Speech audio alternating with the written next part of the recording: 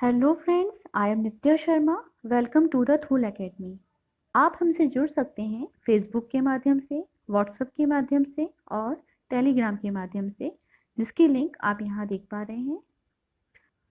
इतिहास एवं संस्कृति की अगर हम बात करते हैं तो इसका हमने पर्टिकुलर एक सिलेबस भी बनाया हुआ है जिसको आपने देखा होगा।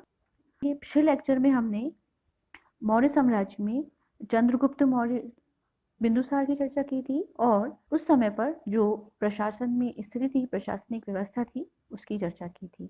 आज हम सम्राट अशोक मौर्य वंश के एक प्रतापी राजा हुए जिन्हें सम्राट अशोक के नाम से जाना जाता है, इनकी हम चर्चा करेंगे। सम्राट अशोक की अगर हम बात करते हैं तो इनका शासनकाल 273 से 232 ईसा पूर्व माना जाता है। राजनीतिक स्थिति को सुदृढ़ करने में जब ये शासन में आए, 273 में आए, तब उस समय की राजनीति जो स्थिति थी उसको और बेहतर बनाने के लिए इनको 4 साल और लगे।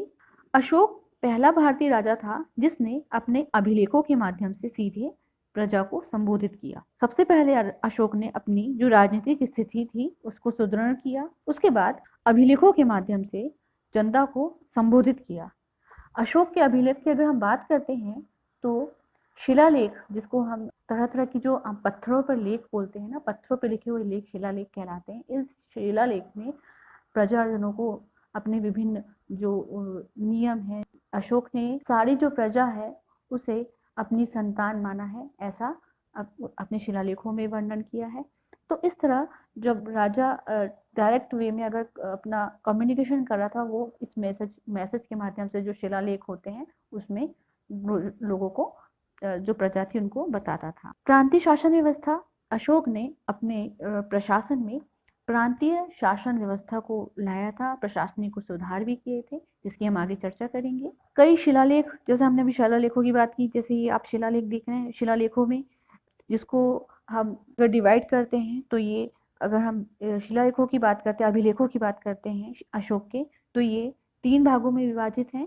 पहले शिलालेख, फिर स्तंभलेख और गुहालेख। शिलालेख की अगर हम बात करते हैं तो ये एक लघु रूप में भी है, जो 14 शिलालेख हैं, जिसमें तरह तरह के अशोक द्वारा लिखे हुए, बताए हुए बातें लिखी गई हैं। और इसी तरह से एक लघु शिलालेख है जो कि 6 हैं, और ये मुख्य रूप से जैसे हम गिरनार, शाहबाजगिरी। स्तंभलेख की अगर हम बात करते हैं तो ये सारनाथ में, सांची में हमें दिखने मिल जाते हैं। सांची में अगर जैसे हम मुख्य द्वार जो है, हम आगे चर्चा करेंगे, वहां पर स्तंभलेख हैं। गुहालेख ये विभिन्न गुफाओं में उत्कीर्ण किए गए हैं। आइए हम विस्तार से चर्चा करते हैं अशोक के अभिलेख की। प्रमुख शिलालेख कहते हैं तो अशोक के प्रमुख शिलालेख में शाहबाजगिरी अभिलेख है, जो कि पाकिस्तान के पेशावर जिले में स्थित है। जैसे आप ये मैप में देख पा रहे हैं, इंडिया का मैप है, और ये जो ग्रीनिश एरिया आप देख रहे हैं, उसके बाद ये जो बॉर्डर वाला जो एरिया है, ये पेशावर एरिया कहलाता है। यहाँ पर अशोक के अभिलेख मिले हैं, जिसमें अभिलेख, अगर हम प्रथम अभिलेख की बात करते हैं तो इसमें राजा जो अशोक है उसने जनता को अपनी संतान के रूप में बताया है। शाहबाजगिरी में मिले हुए जो अभिलेख हैं वो खरोष्ठ लिपि में है, जैसा कि आप यहाँ पिक में आप देख पा रहे हैं, खरोष्ठ लिपि में लिखे हुए अभिलेख हैं। आगे बात करते हैं मनसेहरा वृदक अभिशिलालेख की। जो बड़े शिलालेख हैं मनसेहरा, इनकी बात करते हैं तो ये पाकिस्तान के हजारा जिले में स्थित है, जैसा आप ये मैप में देख पा रहे हैं। तो शाहबाजगिरी और मनसेहरा जो शिलालेख हैं वो पाकिस्तान के एरिया में पाए गए हैं। ये भी खरोष्ठ लिपि में लिखे हुए हैं। पहली शिलाएं कनिंघम द्वारा खोजी गई थी। अगर हम अशोक के शिलालेख की बात करते हैं तो सबसे पहले अशोक के शिलालेख को जेम्स प्रिंसेप द्वारा पढ़ा गया था, क्योंकि जो ये लिपियां होती थी ये तो उस समय पर लोगों को आसानी से समझ में आ जाती थी, क्योंकि उस समय पर पाली भाषा चलती थी और तरह तरह की जो लोग थे, खरोष्ठ लिपि, ब्राह्मी लिपि, इस तरह की जो लेख थे उस समय पर बौद्ध समय में चले आ रहे थे, तो वो उन लिपियों के माध्यम से अशोक ने मैसेज किया हुआ था। इनको पढ़ने का काम जब जो पुरातत्व वेता थे जेम्स प्रिंसेप, इन्होंने किया था। और ये क्वेश्चन प्रीलिम्स में भी आते हैं कि अशोक के अभिलेख को सबसे पहले किसके द्वारा पढ़ा गया। नेक्स्ट बात करते हैं हम कालसी वृहत शिलालेख की। इस शिलालेख की अगर बात करते हैं तो ये उत्तर प्रदेश के देहरादून में स्थित है। जैसे ये आप मैप में एरिया देख पा रहे हैं, उत्तर के पास से लगा हुआ जो एरिया है हिमाचल के पास से, ये देहरादून के एरिया में कालची बृहद शिलालेख पाया गया है। ये ब्राह्मी लिपि में भी है और प्राकृतिक भाषा में भी है। ये ब्राह्मी और प्राकृत भाषा में पाया गया है। यमुना के टॉन्स नदी पर के संगम पर ये स्थित है। अगर हम बात करते हैं जो अशोक के प्रमुख शिलालेखों की, तो अशोक ने जो भी शिलालेख रखवाए थे बनवा के, वो राजमार्गों के पास ही रखवाए गए थे। वो मुख्य मार्ग में इसलिए भी रखवाए गए थे ताकि प्रजा उसको आसानी से पढ़ सके। आगे बात करते हैं गिरनार बृहद शिलालेख की। गिरनार बृहद शिलालेख ये गुजरात के काठियावाड़ में स्थित है। यहीं से रुद्रदमन और समुद्रगुप्त के लेख भी मिले हैं। 1822 में कर्नल टॉड द्वारा इन लेखों का पता लगाया गया था। ये अभिलेख ब्राह्मी लिपि तथा प्राकृतिक भाषा में लिखे गए हैं। तो इस तरह से जो अगर हम बात करते हैं गिरनार अभिलेख की, तो ये अभिलेख सबसे अधिक सुरक्षित अवस्था में है। अगर हम वर्तमान समय की बात करते हैं कि अगर अशोक के कोई अभिलेख जो है वो सुरक्षित अवस्था में है, वो खंडित नहीं हुए हैं, तो वो गिरनार का अभिलेख है जो कि सुरक्षित अवस्था में पाया जाता है। आगे चर्चा करते हैं धौली बृहद शिलालेख। धौली बृहद शिलालेख की अगर हम बात करते हैं तो ये उड़ीसा के प्रांतपुरी में स्थित है। ये वही जगह है उड़ीसा की जो कि कलिंग के आसपास है। प्रज्ञापक कहा जाता है। 1837 में कीटो ने इन लेखों का पता लगाया था। ये अभिलेख ब्राह्मी लिपि तथा प्राकृतिक भाषा में लिखा गया है। जैसा कि मैंने बताया कि अभी जो भी अभिलेख थे वो प्राकृतिक और ब्राह्मी लिपि में लिखे जाते थे ताकि वो आसानी से उस समय पे जो लोग थे उनको समझ आ सके। आगे चर्चा करते हैं जौगढ़ बृहद शिलालेख की। ये भी उड़ीसा के गंजाम जिले में स्थित है। 1850 में से वॉल्टर इलियट ने इन लेखों का पता लगाया था। कलिंग राज्य के प्रति अशोक के शासन की नीति का इसमें वर्णन है। अगर हम शासन प्रशासन की बात करते हैं, जो भी विभिन्न पदाधिकारी थे अशोक के समय पर, तो उनकी अभिलेखों की अगर हम बात करते हैं तो अशोक ने तृतीय शिलालेख में इन सब का वर्णन किया है। अशोक के ऐसे 14 शिलालेख हैं जिसमें अलग अलग बातें बताई गई हैं। जैसा कि मैंने पहले बताया कि जो प्रथम शिलालेख है उसमें अशोक ने बताया कि सारी प्रजा मेरी संतान है। तृतीय शिलालेख की अगर बात करते हैं तो उसमें जो भी राज्य विस्तार, जो भी शासन संबंधित जो पदाधिकारी हैं उनकी चर्चा की गई है। अशोक की अगर बात करते हैं सबसे बड़े शिलालेख की जो कि काफी विस्तार में है, तो वो 7वां शिलालेख है। द्वितीय शिलालेख में पशु बलि की निंदा की गई है। तो इस तरह से अशोक ने अपने शिलालेख में अलग अलग मैसेज दिए हुए हैं। आगे चर्चा करते हैं शासन में जो भ्रष्टाचार को रोकने की बात करते हैं। अगर शासन में भ्रष्टाचार को रोकने की बात की गई है तो वो जौगढ़ बृहद शिलालेख में की गई है, जिसके लिए भ्रष्टाचार को रोकने के लिए अधिकारियों के स्थानांतरण की भी बात इसमें की गई है। नेक्स्ट एरेगुडी बृहद शिलालेख। जैसे कि आप नाम से ही समझ पा रहे होंगे कि ये एरेगुडी कहाँ स्थित है, आंध्र प्रदेश में। आंध्र प्रदेश के कर्नूल जिले में ये स्थित है। 1929 में अनु घोष ने इन लेखों का पता लगाया था। ये लिपि दाएं से बाएं लिखी जाती है। कैसे लिखी जाती है? दाएं से बाएं। और अभी तक की जो भी लेख थे, अभी तक की जो हमने अभी तक डिस्कस किया है, अशोक के जितने भी लेख हैं वो बाएं से दाएं, जैसे हम लिखते हैं कॉपी पेन में बाएं से दाएं लिखते हैं, उस तरह के लेख मिले हैं। लेकिन ये वाला जो अभिलेख है एरेगुडी बृहद शिलालेख, ये दाएं से बाएं लिखा गया है। आगे चर्चा करते हैं हम सोपारा बृहद शिलालेख की।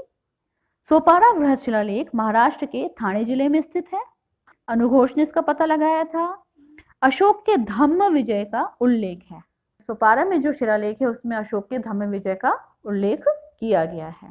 अन्य सभी लिपि बाएं से दाएं इसमें भी लिखी गई है। मतलब इस तरह से हमने जाना अभी तक कि जो अशोक के समय के जो प्रमुख शिलालेख थे उनकी हमने। अब हम जानते हैं जो स्तंभ लेख हैं, जिसकी हमने भी स्टार्टिंग में चर्चा की थी, जो स्तंभ लेख हैं वो कैसे दिखते हैं।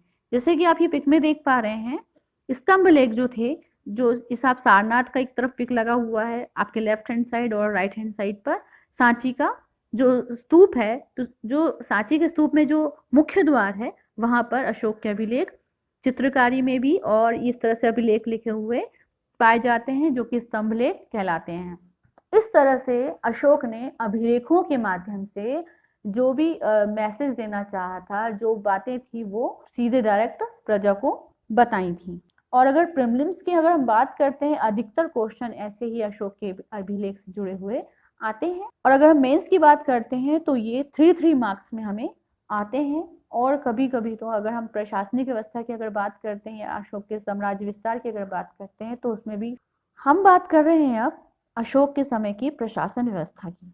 अशोक ने अपने प्रशासन व्यवस्था में सुधार किए, जिसमें जो पहले से पद्धति चली आ रही थी, मतलब जो उनके पिताजी थे बिंदुसार, चंद्रगुप्त के समय से जो पद्धति चली आ रही थी, उसमें कोई इतना फेरबदल नहीं किया। बस जो प्रशासन में जो अधिकारी थे उनकी नियुक्ति की और थोड़ा बहुत उसमें सुधार किया। अगर हम बात करते हैं तो नए पदाधिकारियों में इसमें सम्राट की नियुक्ति, प्रशासनिक अधिकारी जिसमें युक्त, राजुक, प्रादेशिक ऐसे जो पदाधिकारी थे वो थे, धम्म महापात्र, धम्मपात्र, स्त्राध्यक्ष और ब्रजभूमिक हुआ करते थे। इनकी हम यहाँ पर केंद्रीय व्यवस्था यहाँ पर भी थी। सम्राट था, सम्राट के बाद मंत्री परिषद हुआ करता था, मंत्री परिषद के बाद प्रशासनिक अधिकारी जो कि युक्त, राजुक और प्रादेशिक इस रूप में विभाजित थे। उसके बाद धम्मपात्र, स्त्राध्यक्ष और ब्रजभूमिक। डिटेल में अगर हम बात करें तो सम्राट जो था वो प्रमुख था। उसके बाद जो उसको सलाह मशवरा करना होता था उसके लिए मंत्री परिषद हुआ करती थी। प्रशासनिक अधिकारी में जो युक्त थे ये राजस्व वसूल का काम करते थे, साथ ही जो लेखा जोखा होता था वह देखते थे, साथ ही साथ जो सम्राट की संपत्ति होती थी उन सबका जो प्रबंध होता था वो युक्त करते थे। राजुक की अगर हम बात करते हैं तो ये भूमि मापन करते थे और इनके पास एक रस्सी हुआ करती थी जो कि भूमि मापन में इस्तेमाल की जाती। प्रादेशिक की अगर हम बात करते हैं तो ये मंडल अधिकारी होते थे और कभी कभी ये न्याय का भी कार्य करते हैं। धम्म महापात्र की, तो अशोक ने अपने शासनकाल के ये धम्म महापात्र जो होते थे, जब अशोक ने अपने राज्य का विस्तार किया था तो उस समय पर जब कलिंग युद्ध हुआ था, कलिंग युद्ध के बाद अशोक ने बौद्ध धर्म की तरफ उसका रुझान आ गया था। और जो धम्म महापात्र होते थे ये वो पात्र थे जो कि अशोक के शासनकाल में धर्म का प्रचार और प्रसार किया करते थे। उसके बाद आते हैं स्त्रीअध्यक्ष। स्त्रीअध्यक्ष जो कि महिलाओं की नैतिक आचरण की देखरेख करते थे। संबंधित अगर कोई अत्याचार है उस पे दंड का निवारण भी ये करते थे, दंड की व्यवस्था करते थे। तो इस तरह से नए पदाधिकारियों में स्त्रीअध्यक्ष हुआ करते थे। कलिंग युद्ध के दौरान भी कई महिलाएं जो थी वो बाद में संरक्षण में आ गई थी, उनकी देखरेख के लिए भी ऐसी नियुक्ति मानी जाती है की गई थी। आगे बात करते हैं ब्रजभूमिक। तो ये जो अधिकारी होते थे ये गोचर भूमि अर्थात जो गाय चराने की जगह होती है, गाय चारण व्यवस्था होती है जहाँ पर, वो और उसके साथ ही जो गोप हो, ग्वाले जिसको हम बोलते हैं, उनकी देखरेख का अधिकारी इनको माना जाता था। जो ब्रजभूमि थी, ब्रजभूमि की देखरेख करते थे ये। साथ ही साथ अंतःपुर तथा महिलाओं के बीच ये धर्म प्रसार करते थे। इसके अलावा नगर व्यवहारिक नगर का न्यायाधीश होता था, जिसको नगर का न्यायाधीश माना जाता था, जिसको अशोक के अभिलेख में महापात्र कहा गया है। इस तरह हमने जाना कि अशोक की जो प्रशासन की व्यवस्था थी वो किस प्रकार थी। साथ ही साथ अगर हम बात करते हैं तो अशोक के इसी प्रशासन व्यवस्था में जब अशोक ने बौद्ध धर्म को अपना लिया था तो फिर यहाँ पर बौद्ध संगति भी हुई थी। तृतीय बौद्ध संगति जो है वो अशोक के शासनकाल में हुई थी। इसी तरह अगर हम प्रशासन की आगे व्यवस्था बात करते हैं तो प्रांतीय प्रशासन की व्यवस्था की गई थी। प्रशासन की सुविधा के लिए अशोक का विशाल साम्राज्य अनेक प्रांतों में विभाजित था। मतलब जैसे हमने चर्चा की थी मौर्य साम्राज्य में कि वो कितनी बड़े लेवल में फैला हुआ था। काफी भारत का अधिकांश जो भाग था वो मौर्य साम्राज्य से घिरा हुआ था, मतलब मौर्य साम्राज्य का आधिपत्य था। और इस इतने बड़े भूभाग को संचालन करने के लिए उसे अलग अलग प्रांतों में विभाजित किया गया था। अशोक के अभिलेख, ये 5 प्रांतों के नाम भी मिलते हैं अशोक के अभिलेख में। जो कि उत्तरापर्थ अर्थात तक्षशिला, अवनिरथ मतलब उज्जैनी, कलिंग अर्थात तोसिल, दक्षिणापथ सुवर्णगिरी, प्राच्य अथवा पूर्वी प्रदेश पाटलिपुत्र।